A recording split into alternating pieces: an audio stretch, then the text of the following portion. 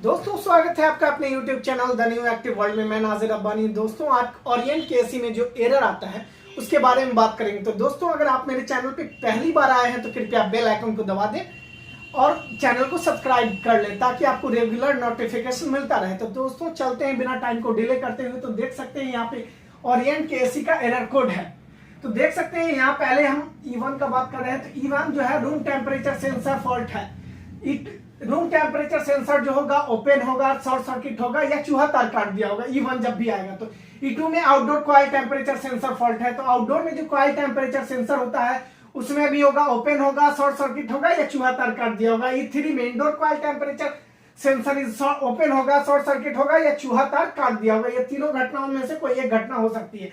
E4 में indoor fan speed DC motor feedback fault. Indoor E4 में आपको ध्यान देना होगा कि इंडोर का जो ब्लोअर मोटर है उसका आउट ऑफ कंट्रोल हो गया होगा या उसका एक तार कोई चूहा काट दिया होगा या मोटर खराब हो गया होगा। उसका जो मोटर या तो लो स्पीड चल रहा होगा या हाई स्पीड होगा। तो इसका मैंने आपको बता दिया, इसका बता दिया, इसका बता दिया। अब E5 पे चलते हैं। Indoor outdoor communication error. दोस्तों कम्युनिकेशन एरर सबसे बड़ा एरर है। आपको इसमें सारी चीजों को बहुत ध्यान से देखना पड़ता है। कम्युनिकेशन एरर में मैंने बता दिया है कि जो भी आप कम्युनिकेशन एरर आ जाता है तो किसी एक चीज पे आप कंफर्म करके नहीं कर सकते कि ये खराब है। तो देख, तो कम्युनिकेशन एरर में आपको ध्यान से देखना होगा। आउटडोर इंडोर पीसीबी सारे कुछ को आपको ध्यान से देखना होगा। तो कम्युनिकेशन एरर में सबसे पहले आपको इंडोर टू आउटडोर के पॉइंट में जाकर के देखना होगा कि 220 वोल्ट सीपी छोड़ रहा है कि नहीं और 220 वोल्ट 10% प्लस माइनस है कि नहीं। तो वो देख लेना है। उसके बाद वहां अगर वोल्टेज परफेक्ट आ रहा है तो आपका इंडोर का क्लियर हो गया। अब चलते हैं आउटडोर में। आउटडोर में सबसे पहले आपको कम्युनिकेशन एरर के लिए आपको सारे जैक थिम्बल को निकाल के देखना है कि सब परफेक्ट लगा हुआ है कि नहीं। इसके बाद भी अगर आपका सब कुछ ओके है तो लास्टली आउटडोर पीसीबी हम रिप्लेस करते हैं। तो E5 का समझ गया कम्युनिकेशन एरर का। अब E6 में स्लाइडिंग डोर फॉल्ट है। तो इसमें जो कुछ होता है कभी कभी ये जो ब्लोअर का डोर होता है वो लॉक नहीं होता है, इस वजह से आता है। E8 में display board and main control board communication fault. तो E8 जो आ जाता है तो इंडोर में जो पीसीबी होता है उसका कम्युनिकेशन फॉल्ट होता है। तो ये भी E8 है। तो इसमें इंडोर का जो कम्युनिकेशन पीसीबी होता है उसका कम्युनिकेशन फॉल्ट है। E9 में आपको ह्यूमिडिटी सेंसर फॉल्ट है।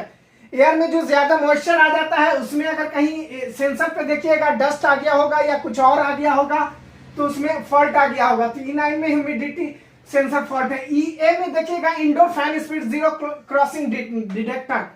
तो इसमें भी आपको डिटेक्शन में भी देखना है कि इंडोर का जो फैन स्पीड है लो हो गया है, हाई हो गया है, चूहा तार काट दिया। तो ये EB में देखते हैं indoor EEPROM fault. EEPROM fault में आपको मैंने बताया है कि इसमें पीसीबी अपडेट करना पड़ता है। कभी कभी क्या होता है कंपनी मैन्युफैक्चर से जब मशीन निकलता है तो उसमें अपडेटिंग सिस्टम ओल्ड मशीन आ जाता है। बहुत दिन के बाद चलने के बाद उसमें कुछ एरर आ जाता है तो इसीलिए इंडोर EEPROM एरर आ जाता है।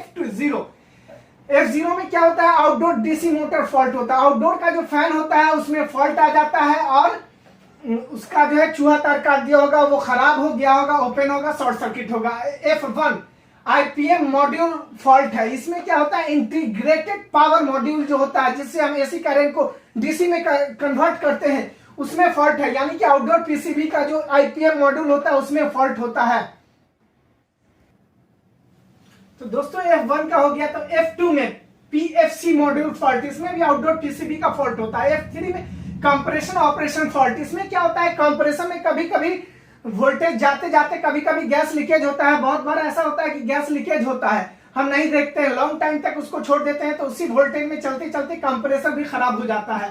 तो F4 में एग्जॉस्ट टेम्परेचर सेंसर फॉल्ट होता है। उसमें F5 में compressor top cover protection, compressor के ऊपर जो ढक्कन रहता है उसमें शॉर्ट सर्किट होगा, ओपन होगा या चूहा तार काट दिया होगा। Outdoor ambient temperature sensor fault, outdoor के जो कंडेंसर में टेम्परेचर सेंसर लगा रहता है उसका फॉल्ट होगा। F7 में तो है ओवर अंडर वोल्टेज प्रोटेक्शन, कभी भी वोल्टेज हाई लो आ जाता है तो उसमें फॉल्ट आ जाता है। तो दोस्तों मैंने ये सब बता रहा हूँ आहिस्ते आहिस्ते, जिसमें जिसमें मैंने बता दिया उसमें मैं टिक देते जा रहा हूँ।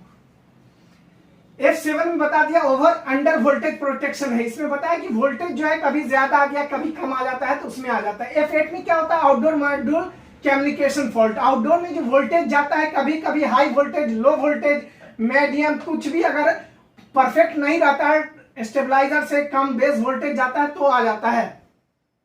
F9 में तो आउटडोर ईप्रोम एरर आउटडोर या इंडोर, यहाँ पे आउटडोर का बात कर रहा था। आउटडोर में जो जिग लगा के हम पीसीबी को अपडेट करते हैं, तो इसमें आउटडोर को आपके पीसीबी को अपडेट करना होगा और भी बहुत सारी चीजों को देखना होगा। अगर सब कुछ ओके है तब उसको सक्शन टेम्परेचर सेंसर FA आएगा, तो उसमें क्या देखना है कि सक्शन टेम्परेचर सेंसर क्या होगा, ओपन होगा, शॉर्ट सर्किट होगा या चूहा तार काट दिया होगा। FB आएगा तो आपको इंडोर डीसी फॉल्ट होगा, फ्लोर स्टैंडिंग में होगा। FC में होगा 4-वे वाल्व स्विच फॉल्ट होगा। 4-वे एक्सपेंसर वाल्व जो होता है उसमें कुछ एरर आ गया होगा तो उसका फॉल्ट हो सकता है। FD में आपको देखना outdoor fan speed zero crashing detection है।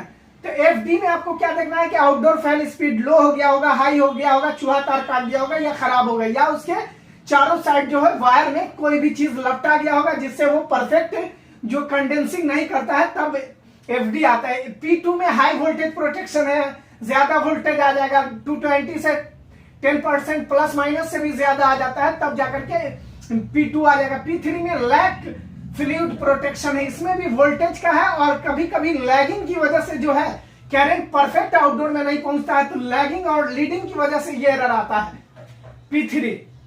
अब P4 में outdoor coil prevent overload protection, इसमें क्या होता है आउटडोर में जो कॉइल टेम्परेचर सेंसर रहता है उसमें कभी कभी रस्ट जम जाता है, इस वजह से आ जाता है। P5 में एग्जॉस्ट प्रोटेक्शन, कभी कभी एक्सेस करंट चला जाता है थोड़ा देर के लिए तो आउटडोर में, उस वजह से इसमें P5 आएगा। तो दोस्तों P5 के बाद P6 में देखते हैं protection from the high temperature. कभी कभी हाई टेम्परेचर आ जाता है 38 डिग्री, 40 डिग्री, 42 डिग्री के बाद जो है ये एरर मारता है। 42 डिग्री में क्या होता है कि हमारा आउटडोर जो अगर 42 डिग्री आपके वातावरण का टेम्परेचर है तो आउटडोर जो बहुत ज्यादा हाई कंडेंसिंग करता है, तो वहां पे का टेम्परेचर 45, 46, 47 हो जाता है, तो आउटडोर वर्क करना बंद कर देता है, तो आपको P6 मार देगा। P7 में क्या होता है एंटी फ्रीजिंग प्रोटेक्शन, कभी कभी ठंडे में देखते हैं ये सब ज्यादातर जम्मू कश्मीर साइड में होता है जहां बर्फ वाली जगह होती है, वहां एंटी फ्रीजिंग प्रोटेक्शन होता है। और P8 में outdoor panel and main control board का कम्युनिकेशन है। P8 में क्या होता है आउटडोर से लेकर के इंडोर दोनों पीसीबी का कम्युनिकेशन ही की तरह इसमें भी P8 में आउटडोर पैनल से लेकर के दोनों पीसीबी का कम्युनिकेशन है, इसमें कोई भी सेंसर का मतलब नहीं, ओनली दोनों पीसीबी का, इंडोर और आउटडोर के पीसीबी का। P9 में display panel and main control board communication failure है। P9 में क्या होता है कि डिस्प्ले मेन कंट्रोल बोर्ड में जो कम्युनिकेशन फॉल्ट हो जाता है, तो इंडोर की पीसीबी जो होती है उसमें जो है और डिस्प्ले के बीच का ये फॉल्ट है। तो L0 में क्या होता है मॉड्यूल अंडर वोल्टेज फॉल्ट, कभी कभी वोल्टेज 100 या 120-30 के अंडर आता है तो L0 आ जाता है। L1 में क्या होता है pressure current over current protection हो जाता है। L2 में क्या आता है the compressor out of step fault, compressor जो है वेरिएबल स्पीड में कभी कभी नहीं चलता या एक्सेस हीट हो जाने के बाद ये L2 आता है। और L3 जो है कंप्रेसर लैक ऑफ फेल्योर, कभी कभी कंप्रेसर क्या हो जाता है कुछ वोल्टेज कम बेस होते होते वो ज्यादा हीट हो जाता है, तो इस वजह से थोड़ा देर के लिए वो एकदम ही वर्क करना सेंसर उसको रिप्लाई नहीं करता है, इसी वजह से वो रुक जाता है। तो दोस्तों लगभग जानकारी मैंने ओरिएंट के एसी में दे दी है। तो दोस्तों अगर आप मेरे चैनल पर नए हैं तो कृपया सब्सक्राइब कर लें।